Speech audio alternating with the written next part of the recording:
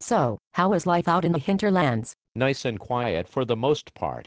However, I live pretty close to the train, which can cause a little rumbling from time to time.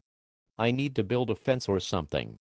It's kind of weird having Amtrak passengers staring at me in my kitchen. How often does the train come? Not that often, only about every 3 hours or so.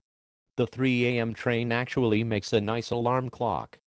Although, sleeping in until 3 is kind of pushing it.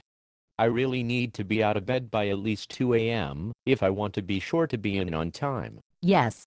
I noticed you were a little late today. Are you getting used to the drive? It must be crazy. It's a lot easier now that I had the extra gas tank welded in. No more wondering if EE really means empty or almost empty. I read that some commuters are towing gas behind them in a trailer for the long stretches where there are no gas stations. I haven't seen that. I did see a guy with a jerry can in his passenger seat. I'm spending more on gas, but I'm also saving a lot on my house payment. There's no way I could have afforded that much house close to the city. Those 3 extra bedrooms make for nice storage. Can't you unload some of that junk? Give it to charity perhaps? We've already given away everything we don't need. The rest we just box up and put in our extra bedrooms and garage and basement. Having a nice big driveway helps as well.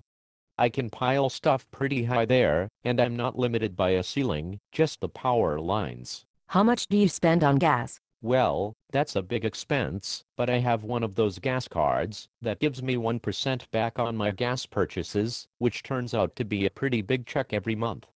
Almost enough to cover my mortgage. So it's almost like you're making money. Correct. You have to spend money to make money. I give you money. You give me money. It's all a zero-sum game. Right. But I'm also considering flying into work.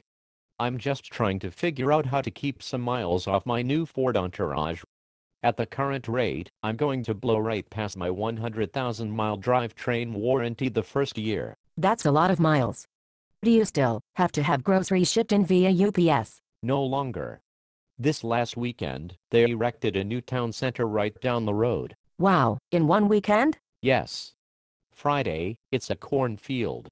Today, it's a complete town center with roads, stoplights, parking lots, a Costco, Burger King, Radio Shack, Applebee's, Cold Stone Creamery, Payless Shoes, Easy Nails, Dave & Buster's, Smoothie King, Sport Mart, Williams-Sonoma, GameStop, IHOP, Men's Warehouse, TJ Maxx, Burlington Coat Factory, Lowe's, IMAX, Pizza Hut, 3 gas stations, Jiffy Lube, and a Wegmans. Amazing.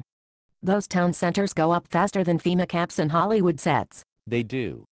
This morning, I saw a long line of people waiting for the cement to cure in front of the Wegmans. The store was actually open for business, but the sidewalk in front of it was still liquid concrete. Yes. These days, stores don't have the luxury of waiting to be finished before they start selling. Get the product on the shelves and the customers in there, buying. Then, you add the walls and ceiling. Agreed. Time is money.